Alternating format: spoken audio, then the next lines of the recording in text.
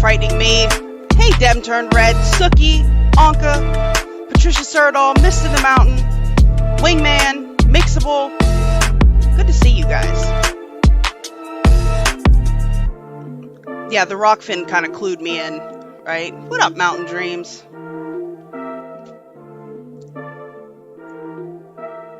Oh, I'm so glad to see you guys, my lovelies. What up, Cads? Up 3. All right, let's get this shit started. What up, Toon Kid?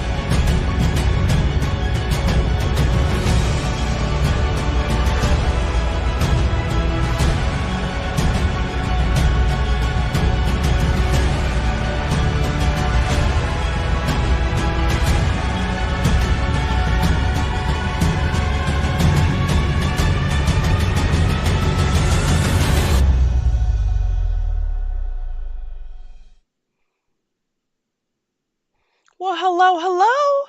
What up, fam? Thank you, Anka and Sookie, for the gold pills. Much love to you both. Hey, Truth Junkie Stacks, Southern Cat, Anno, Sly Park.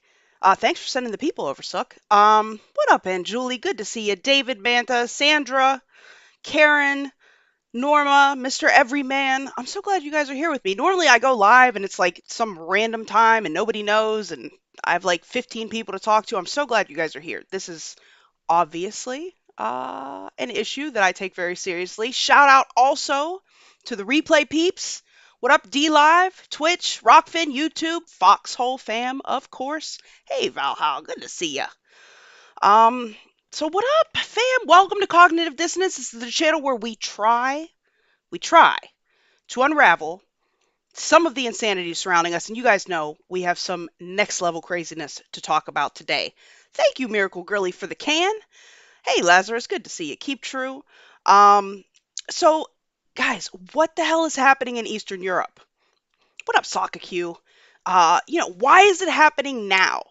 What are the larger global implications of the Russian invasion of Ukraine? Who's to blame? Are we being told the truth? And most importantly, man, are we 100 seconds to midnight? I mean, where do we even go from here? Thank you, Lazarus James, for the cookie. I have been saying on this channel and on Space Force News and on Twitter for the better part of several years now that we are witnessing some sort of like global split. There is a great realignment going on. Many nations of the world are just no longer willing to acquiesce to U.S. global dominance without questioning it. And I mean, even before the pandemic, with the election of Trump here in the U.S. and the rise of populism across the globe, and I mean both left and right wing, right? We have seen people really start to vehemently challenge the status quo, the position of the global elite predator class, and the increasingly globalized governance that we just kind of really were taking for granted.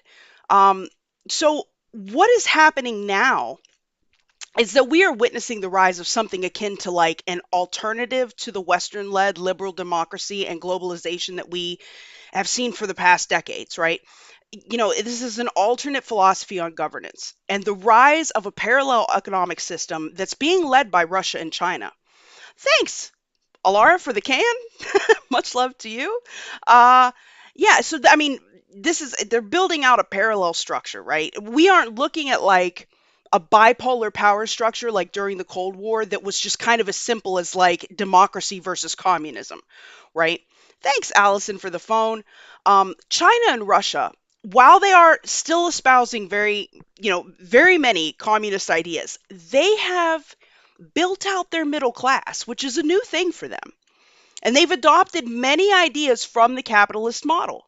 I mean, they are governing more like capitalist autocracies, right? This is authoritarian capitalism.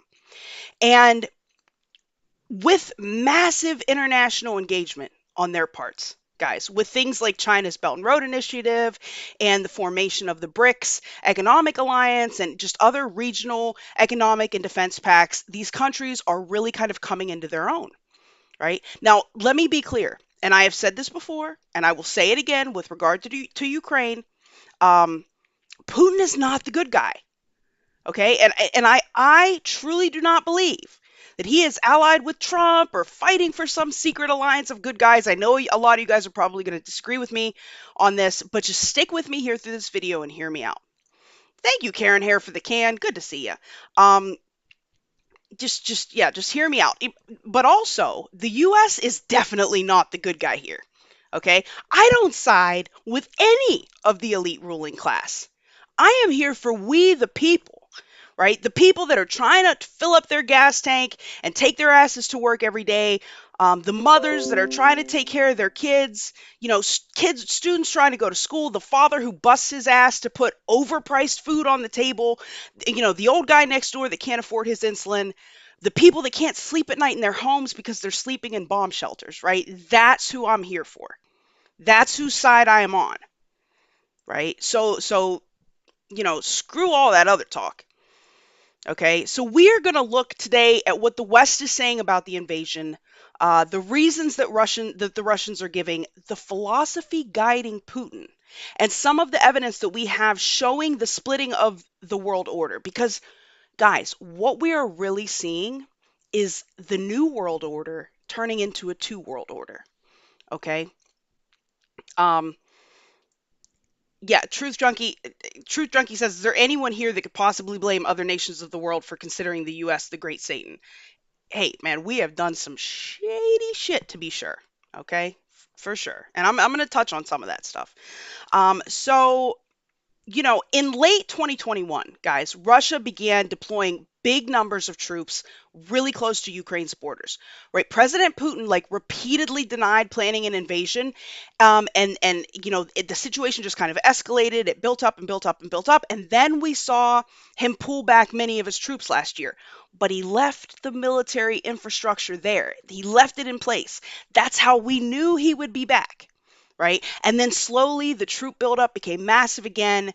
And then in a pre-dawn TV address on the 24th of February, President Putin declared that Russia could not feel safe, develop, and exist because of what he claimed was a constant threat from modern Ukraine. Okay, and immediately, airports and military headquarters were attacked, and then we saw the tanks and the troops rolling in from Russia, from Crimea, from Belarus, big cities getting shelled, neighborhoods just razed to the ground. It was pandemonium, right? And then Putin comes out and recognized areas under rebel control as independent, right? In Donetsk and Luhansk. Um, and Putin claimed that his goal was to protect people that were being subjected to like bullying and genocide, and he was aiming for the demilitarization and denazification of all things of Ukraine. Thanks, Solar. Yes, they did the Great Realignment. They absolutely wrote an article called that, and I've been saying that for a minute now. So, um, which is interesting. Thank you, EO2 Dave, for the cookie. Uh, yeah, so he says, this is all about demilitarization and denazification of Ukraine, which is kind of crazy, to be honest. But so what we've heard in the West, all right, the West has repeatedly said that Putin is not acting rationally. Now, I don't believe that. I don't believe that. He is being rational from his perspective. And they say that the continuous expansion of NATO wasn't a direct threat to Russia, right? The West has been saying this, we're no threat to you, we're no threat to you. Even though political heavyweights here in the US, people like George Kennan, have warned for decades that NATO expansion would be viewed as hostile and not to do it, right? Thank you, EO2 Dave, again for the cookie. The West also claims not to be operating some of these former Soviet bloc countries like marionettes, which I also don't buy. Right? We have instituted regime change in numerous countries when it has suited our government to do so. In fact, what up, Tom Ford? Good to see you. In fact, there is a strong argument for the U.S. being responsible for both the Rose Revolution in Georgia in 2003 and the Orange Revolution in Ukraine in 2004. And then again, fomenting what was called the Euromaidan Revolution in 2013 that actually kicked out a Russia-friendly president and installed somebody more palatable to the West. Right? Georgia and Ukraine. Is it any coincidence that both of these countries were invaded by Putin? Right? Yet Biden says that this is no more than like narcissistic empire building. Okay, let me clue you in. Both sides are lying. Both sides are censoring their way through this conflict, and we are literally watching it play out on social media. Thank you, Mountain, for the super chat. Much love to you. Thank you, Friendly Gator, for the cookie. Truth Junkie for the cookie. I love to see you guys here. Thank you so much for the support. It means the world to me. You have no idea. But we are literally watching this shit play out on social media, which is new and kind of crazy, to be perfectly honest. Right? So what is so great about Ukraine, right? Why is this country so geopolitically relevant? Okay. Ukraine has vast stores of rare earth minerals. They produce a shit ton of grain for Europe, and they have both oil and natural gas, right? You guys might not know this, but Ukraine's lithium reserve is among the largest in Europe. They are second globally in gallium extraction, fifth in germanium, sixth in titanium, seventh in iron, and eighth in manganese extraction. Now, all of these things are used in the production of high-tech devices like smartphones and computers and shit. Now, although mainly unexploited, Ukraine also has the second biggest known gas reserves in Europe, right? However, ironically enough, Ukraine actually depends on gas imports, and this is primarily because the USSR began extracting gas on a large scale in Siberia in the 70s. So much of the gas exploration and production have been transferred to Russia, leaving most of Ukraine's resources completely untapped. I mean, at the moment, Russia supplies about 40% of Europe's gas consumption via the Nord Stream 1 pipeline and the Ukrainian network. Okay, so there's a lot at play here. Thank you, Friendly Gator, for the cookie. Ukraine is also one of the largest distributors of wheat and corn, right? And this is going to be a big issue, guys. Grain exports are the mainstay of Ukraine's economy. In 2019, Russia and Ukraine together exported more than a quarter of the world's wheat. Now think about how the invasion is going to impact global supply chains that are already strained, and how all this bombing and fighting is going to impact agriculture there and production globally, production and distribution globally, right? So basically, a foothold in this country would be a great economic driver for whomever. It would give energy security and a strong strategic position, right? Particularly for Russia, right? Now, guys, look, as far as I'm concerned, there is every reason to be thinking about Biden's shady ties to Ukraine. Okay, no doubt. And not just Biden, but others in government here in the US have had super seedy backroom deals over there, right? Ukraine has been traditionally rife with corruption. And obviously the issue of biolabs has become freaking huge. I mean, naturally, those would become, those would be considered legitimate targets for Putin, right? But guys, These are not the primary reasons that he is doing what he is doing. They are things that can be exploited in the information war, to be sure, but they are not his primary motivating factors. Okay. Thank you, Demturn Red, for the cookie. Thank you for the gold pill love, guys. Truly, I appreciate it. And you guys already know, whether you've heard me on Space Force News or you've caught me on Twitter or whatever, you guys already know I think that Putin is dead wrong, okay, for going into Ukraine like this. Because of the effect that it's having on the civilian population. I mean, guys, war is bad, right? So we have to ask, what is he thinking? You know? And I mean on the macro. Like, what the hell is going on in this guy's head, right? Um, what up, VPXM? Good to see you. Hey, Cuddy. Yeah, strategery. Exactly. It's all about the strategery, man. Hey, Fearless. So glad you're here. Thank you for coming. So what the hell is going on in this guy's head? Now, when Putin gave his speech on the 24th justifying the invasion, he mentioned Russia and Ukraine's, spiritual connection, that Ukraine is like a part of Russia. We're the same people, right? But instead of looking at the speech he gave on the 24th, I want to look at another speech that he made, right? One that he made to Klaus Schwab at the World Economic Forum. Because yes, he has chummed it up there quite a bit. Okay, despite the WEF wiping him from their website the other day, right? So this was a speech that he made in January of 2021. Okay, while his troops are sitting on the border of Ukraine, right? And he starts, hey, thanks for the shades, Nancy Lucky. He starts by mentioning how many times he has been to Davos and how many times he has attended events organized by Schwab. And it goes without saying, you guys know what the hell I think of that guy, right? And before we even look at what he said, I know there are people that argue that he is there fighting the deep state, that Putin is in Ukraine somehow fighting the deep state, right?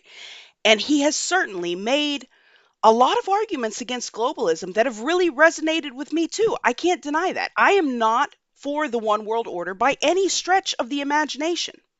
But I am still telling you, he is not a white knight, right? This cat is a gangster. I can definitely put some OG respect on his name and still think what he is doing is bad at the same time. Okay? So let's just look at what he said, right? What up, Max? So glad you're here. Good to see ya. Good to see ya. And CL Goober, thanks for being here. Yeah, so let's just take a look at what he said, right? And I've got a transcript here. You guys, I'm not gonna. I know it's probably hard for you to see it on the screen in any case, so I'm gonna read some of this to you, right? So Putin says, indeed, it is difficult to overlook the fundamental changes in the global economy, politics, social life, technology. The coronavirus pandemic, which became a serious challenge for humankind, only spurred and accelerated the structural changes, the conditions for which had been created long ago. The pandemic has exacerbated the imbalances that built up in the world before. There is every reason to believe that these differences are likely to grow stronger, he says. He goes on, thanks EO2 Dave for the can. Yes, it does kind of look like the globalists are having a tiff, but I'm going to get to that. He goes on to compare the world now to like the world situation in the 1930s. So think about that for a second. This is not a good sign, right? He says, we are seeing a crisis of the previous models and instruments of economic development. Social stratification is growing stronger both globally and in individual countries. We've spoken about this before as well, he says, but this in turn is causing a sharp polarization of public views, provoking the growth of populism, right and left wing radicalism, and other extremes, and the exacerbation of domestic political processes, including in the leading countries. All of this is inevitably affecting the nature of international relations and is not making them more stable or predictable. International institutions, he says, are becoming weaker. Regional conflicts are emerging one after another, and the system of global security is deteriorating. Now, mind you, remember, he is saying this at a time when he has literally got his damn troops on the border of Ukraine.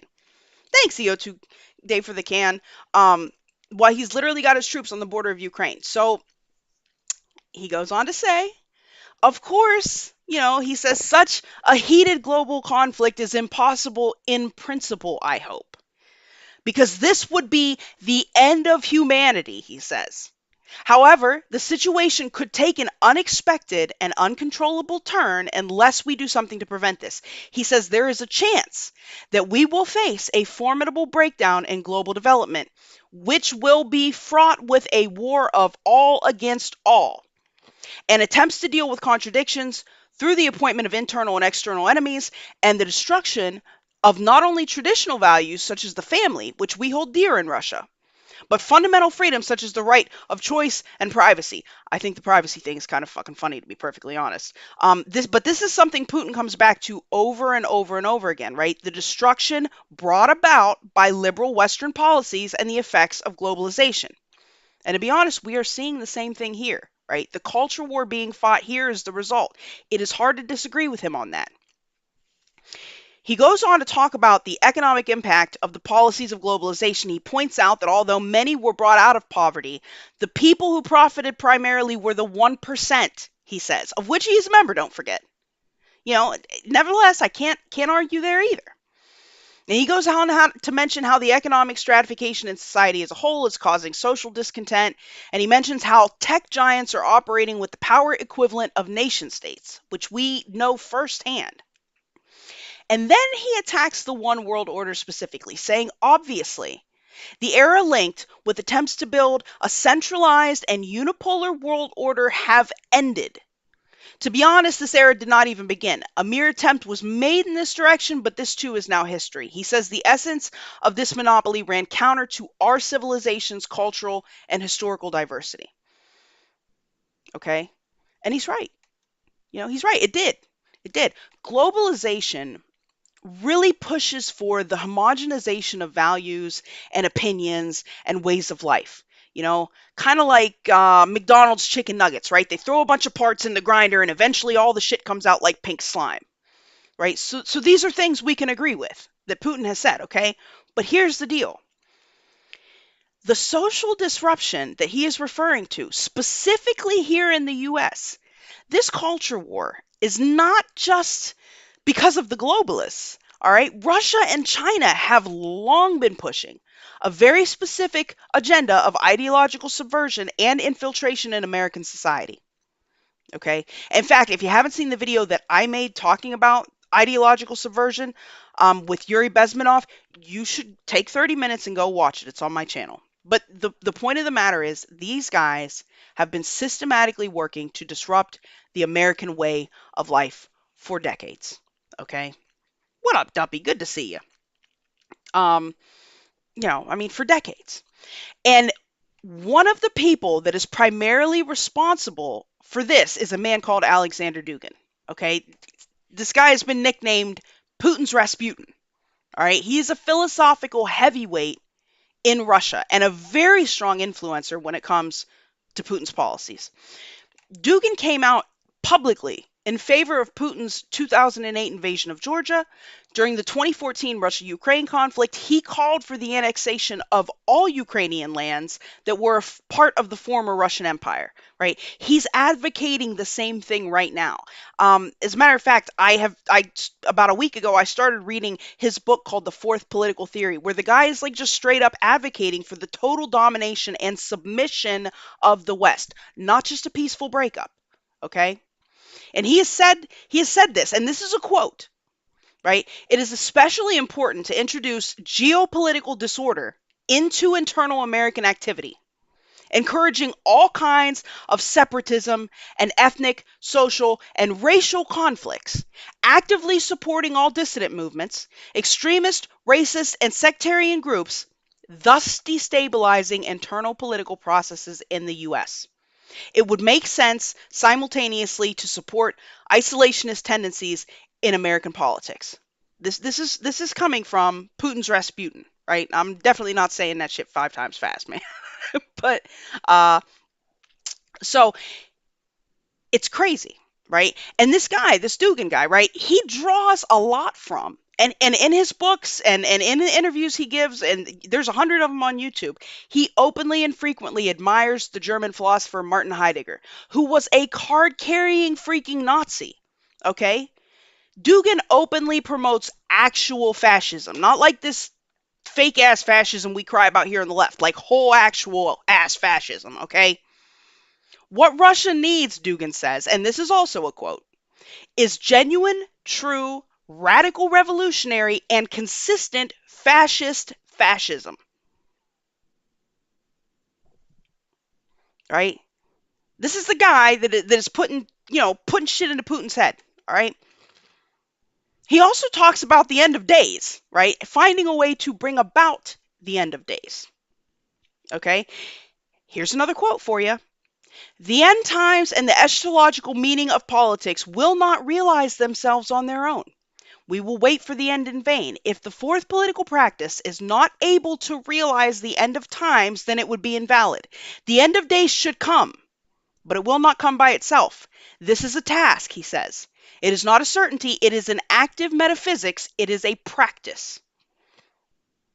Okay? This is crazy shit. So, guys, I'm going to show you this video, and I really want you to pay attention here. Because Dugin is a policy influencer in Russia, like Zbigniew Brzezinski or Noam Chomsky was here in the West. One of these people that we need to pay attention to what they're saying, whether or not we agree with them. And I don't have YouTube Premium, so there's probably a commercial in here somewhere. Sorry about that. I'll get it as quick as I can. But just give this shit a listen, okay? By virtue of physical location, Russia inherits a resolute role in global politics. This explains why the United States and Russia cannot stop fighting, because they have so many disputes in the latter's periphery. Last War of the World Island, Geopolitics of Contemporary Russia by Alexander Dugin expands on this notion and frames the American-Russian rivalry as a struggle between the sea and land power for global dominance. I'm your host Shirvan, and welcome to a review for the bookshelf.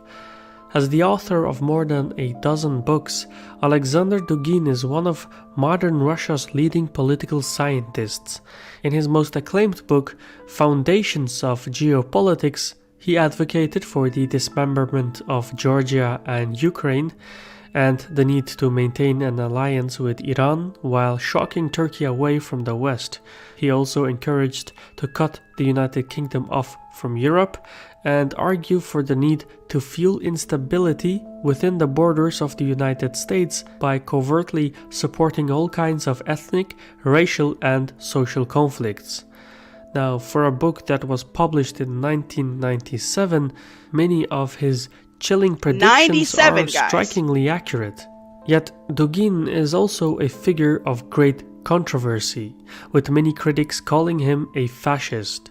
During the 1980s, he was detained by the KGB for his efforts to revive the radical political movements of the 1920s. He is also no fan of the internet and believes that it should either be banned or controlled by the state.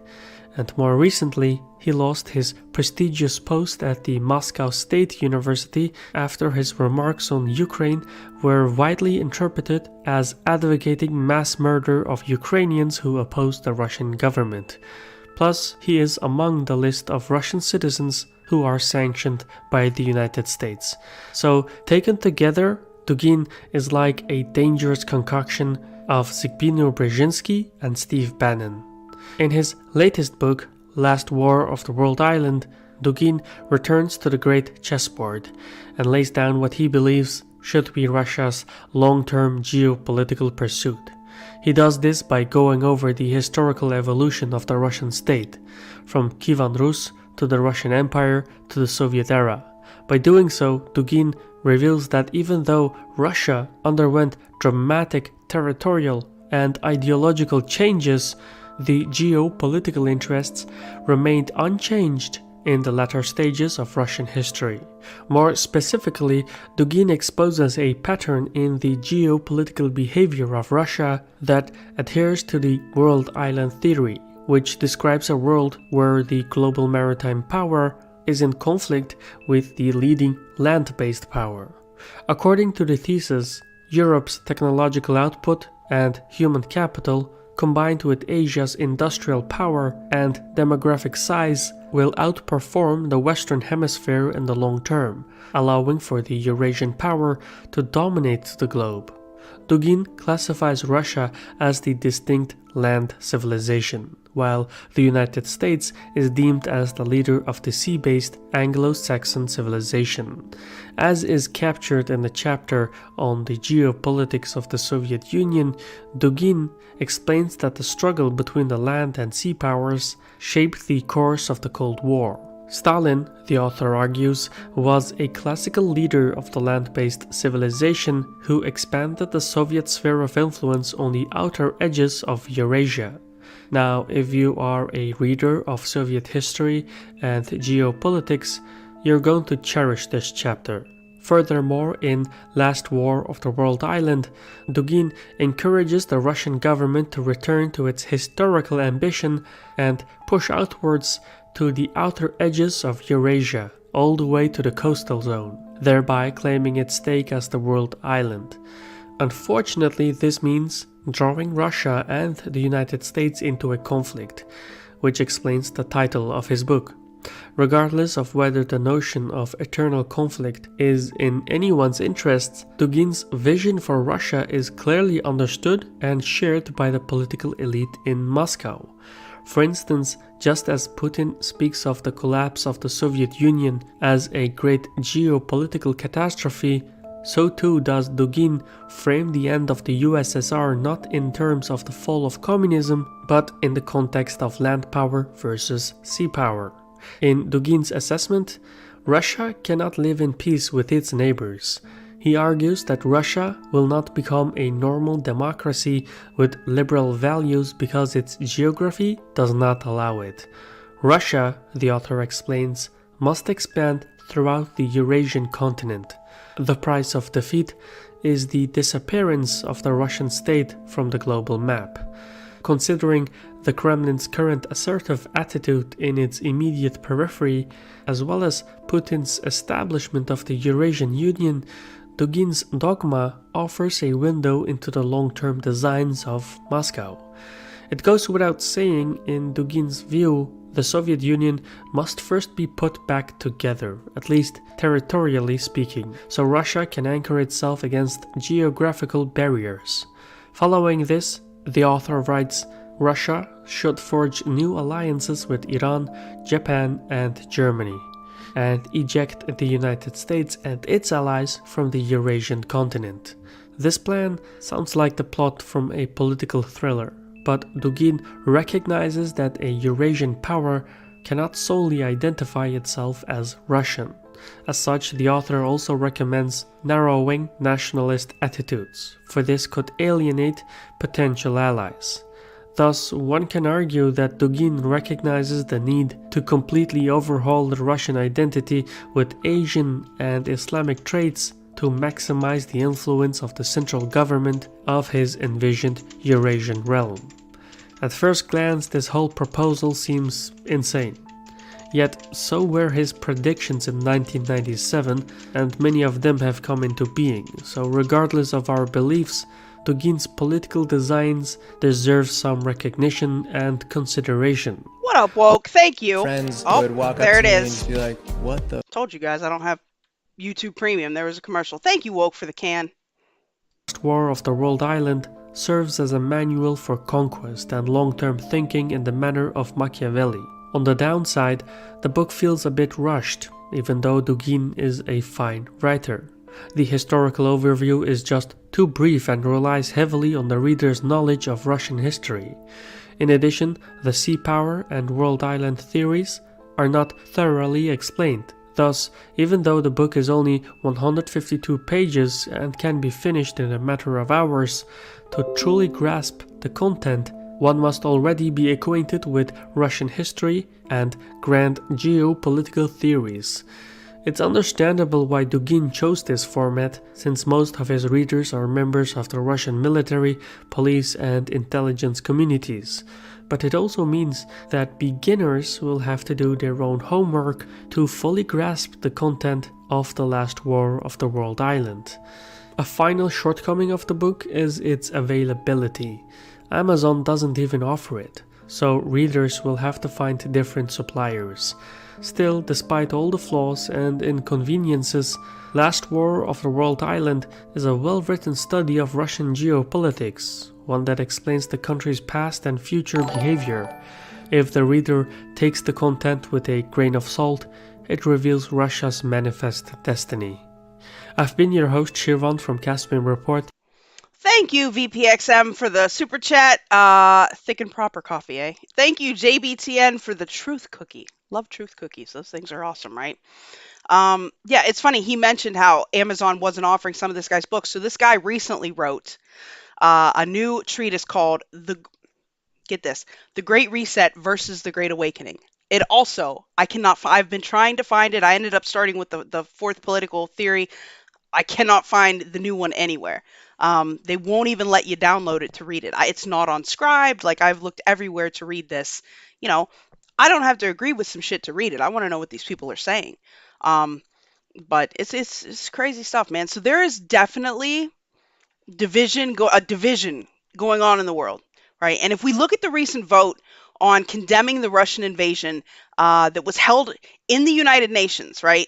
Although 5 countries straight out voted against condemning Russia, to me, even more telling are the 35 other countries that abstained, right?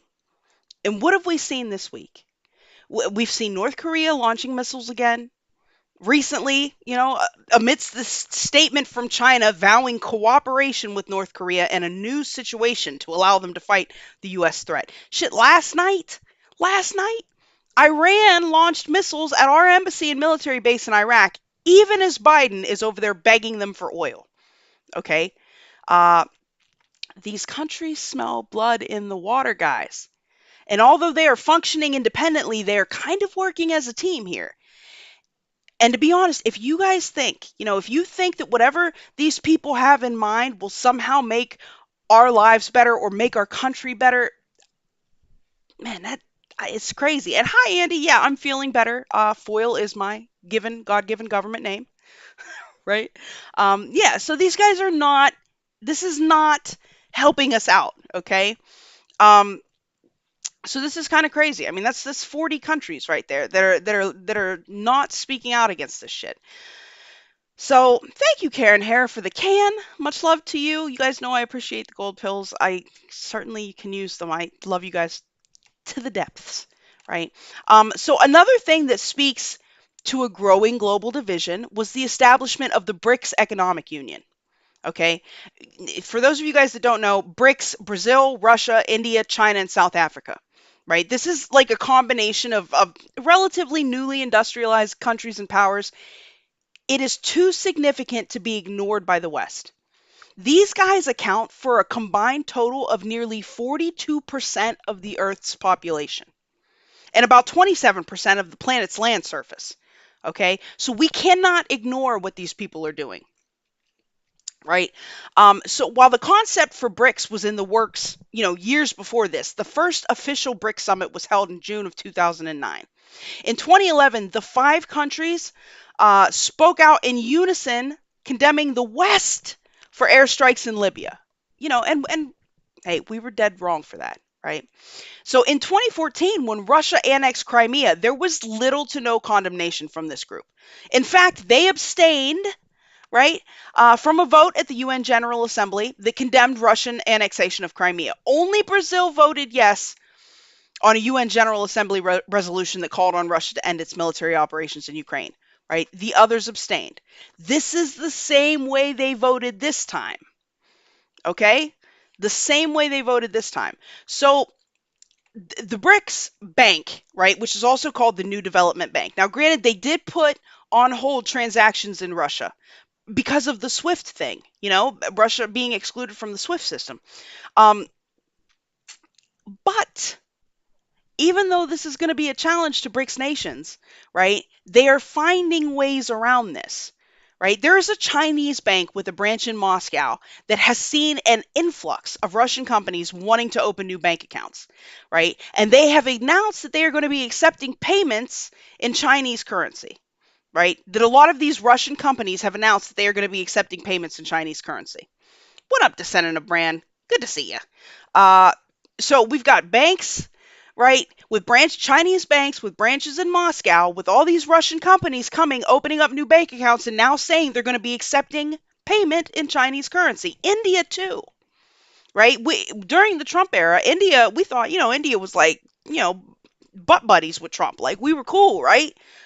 So India is also exploring alternative payment mechanisms for the Russians. One option that's being looked at was setting up Russian firms with rupee accounts. Okay. Now, India has a massive agricultural sector and they need Russian fertilizer. So do we, for that matter. This is going to be a huge problem come next year. Right. But I truly believe we are looking at a situation where the dollar is going to be facing a serious challenge as the reserve currency in the very near future. Okay.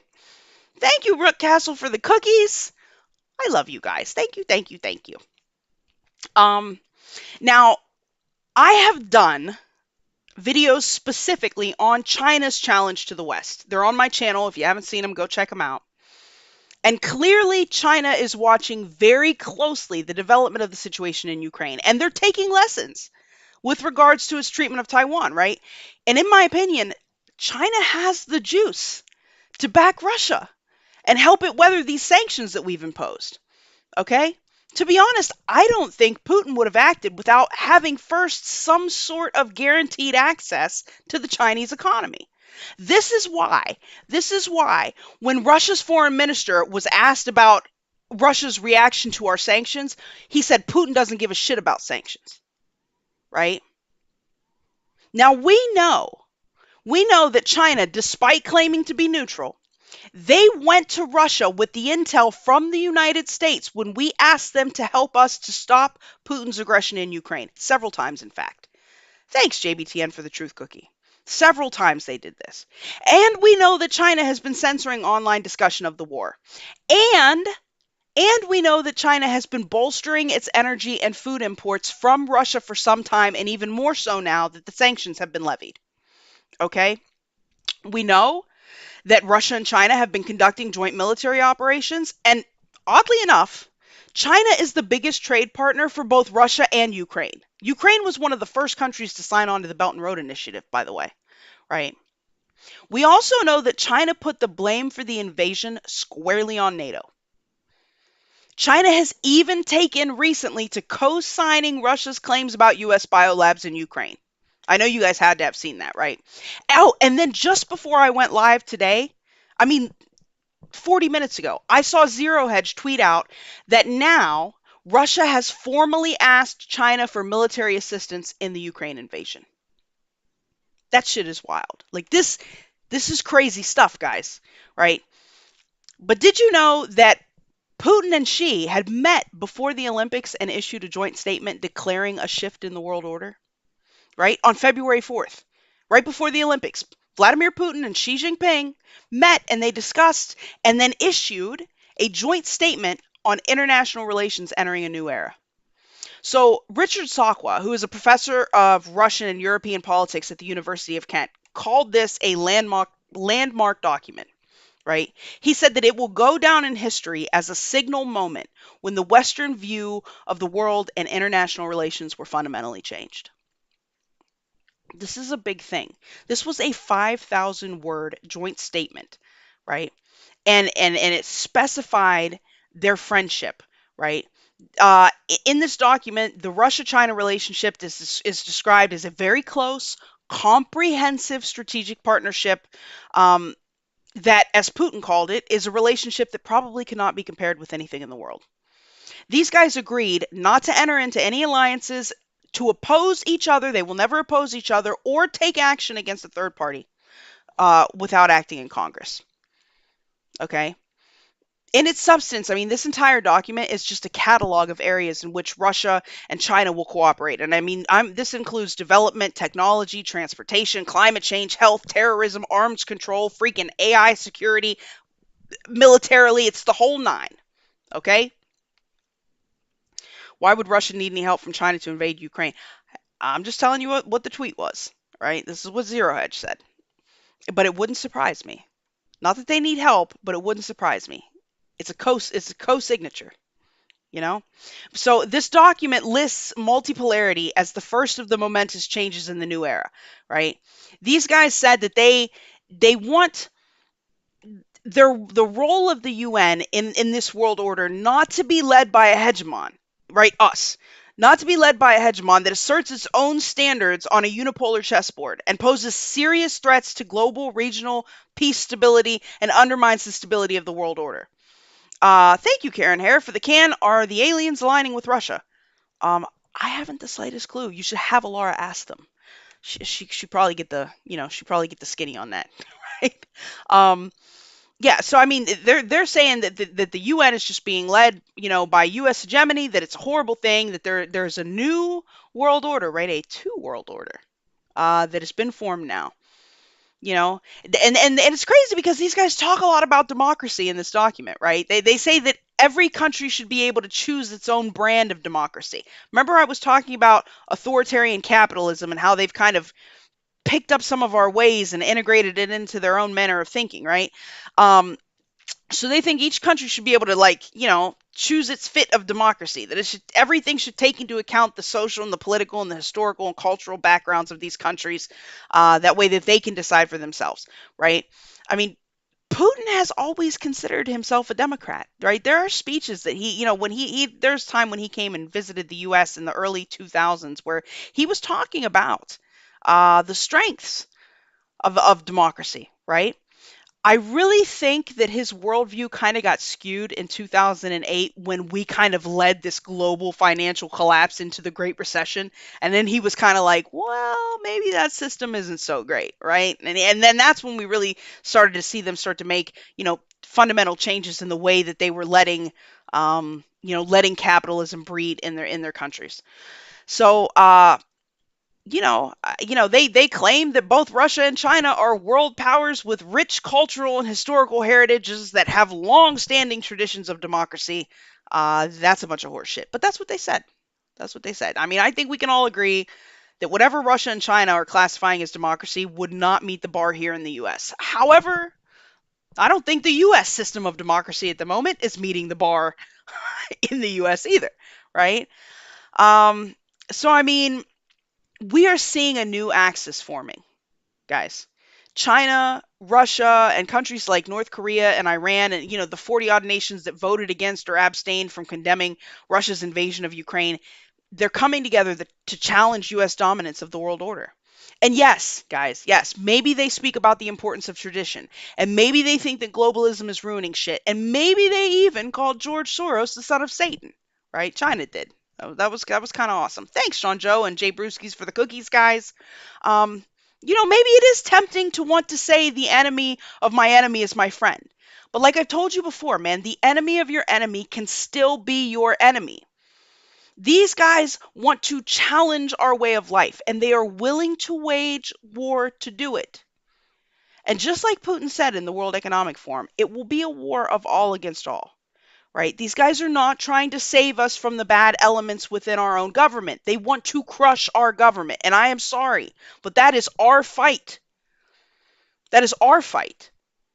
I mean, I kind of look at it like the Godfather movie, right? Like when Sonny asks Sollozzo the Turk about the profits of running drugs, even though the Godfather had already told Sollozzo no. And then the Godfather tells Sonny, never let anybody outside the family know what you're thinking. That shit ended up getting his dad shot. Or like when Fredo takes sides against the family in Vegas with Mo Green, and Michael tells him, you never take sides against the family, right? Man, we got to handle this shit internally. We have to clean up our own mess here. And we have to hold our own leaders to account. And I can respect Putin, but I damn sure ain't going to side with him, no matter how bad our current administration is, right? My loyalty is to the American people, even the dumb ass uber woke ones. I know I said this on SFN, but like watching this play out is like watching two cartels fighting over the best drug trafficking routes, man. There really are no good guys, not in charge anyway. So that's where I'm at. That's where I'm at. I hope this information helped you guys kind of get a better understanding of some of the things that play here. Guys, I have a new show starting soon. I put up a little promo video for it the other day, Apocalypse World News, right? I'm going to try and do it maybe twice a week, like 30 to 45 minutes. I'm going to cover global events and have prepper tips and just generally try to shit talk my way through the apocalypse. I hope you will join me. Um, our government needs challenging from its own people. Yes, Tom Ford, exactly. Exactly. We don't need their help. We don't need Putin. Putin don't got to co-sign shit over here. We got this. We got this. Right? Guys, also don't forget Space Force News on 1 Foot in 5D tonight at 9 p.m. Let me go over here and give Foxhole their scratching. If you have any more gold pills you guys want to throw, now is the time. Lord knows I'm grateful for them. And if you like my content and want to support what I'm doing, you can donate directly at loyal2thefoil.com or on Cash App, hashtag loyal2thefoil. Obviously, your help is appreciated. And if you haven't done it yet, go over and give me a follow on Rokfin. And if you're not on the Foxhole YouTube fam, I don't know what you guys are doing with your life. You need to get over there and do that, please, and thank you. All right. So your scratching has been released. Yeah. So hopefully I will see you guys tonight at 9. I appreciate. Wait, recap what, Debbie? The whole video? Like, bro, I've been talking for 50 minutes. Like, shout out to the replay peeps. Right? Yeah, so hopefully I'll see you guys tonight. I appreciate you guys coming to hang out with me. I know sometimes I don't I don't have a definitive schedule and I just kind of pop up here whenever. So I appreciate seeing you guys all here. I love you all. And until next time, thanks for the shades, EO2 Dave. Oh, thank you. I'm glad it was the best explanation you've heard. I spent a lot of time writing that shit. Much love, guys.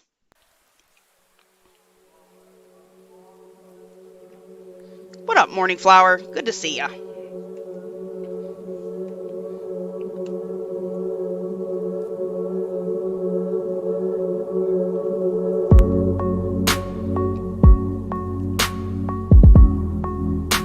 If I hold on, a fleet is coming. Oh, I will definitely hold on for a fleet, Forkum Dano. Absolutely, I will hold on for that. Much love to you. Thanks. Aw, thanks, Descendant of Bran. Yeah, I spent a good 6 hours getting this together yesterday. It takes me forever. Thank you, Stacks, for the 700 gold pills.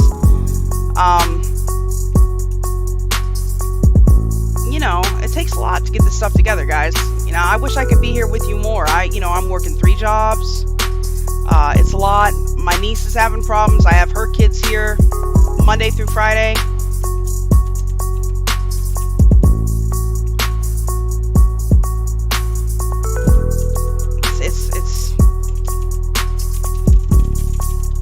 It's a lot. She's having trouble with her pregnancy. So I gotta keep her kids here and little Rugrats running all over the place. Oh, yeah. Speaking of little Rugrats running, we're going to have Conspiracy Couch tomorrow, guys. Conspiracy Couch will be on tomorrow, I think at 2 o'clock. And then after that, it's going to kind of be random. I think at 10 o'clock at night because I'm going to be working 14-hour days again. But come check it out. We're going to be talking about ghost radio. Number stations and ghost radio. Should be interesting. Should be interesting.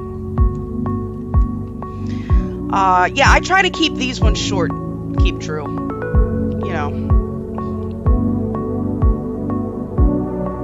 Aw, thanks, Wonder Mod. I love you. I told you I'd get a video together. Thank you, Allison, for the cookie. Thank you, Pam, for the cookie.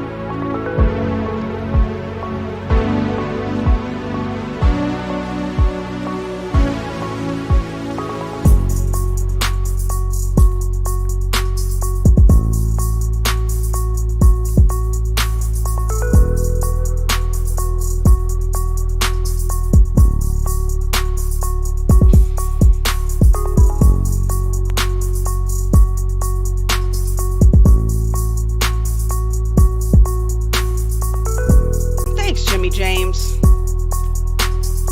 Much love to you too.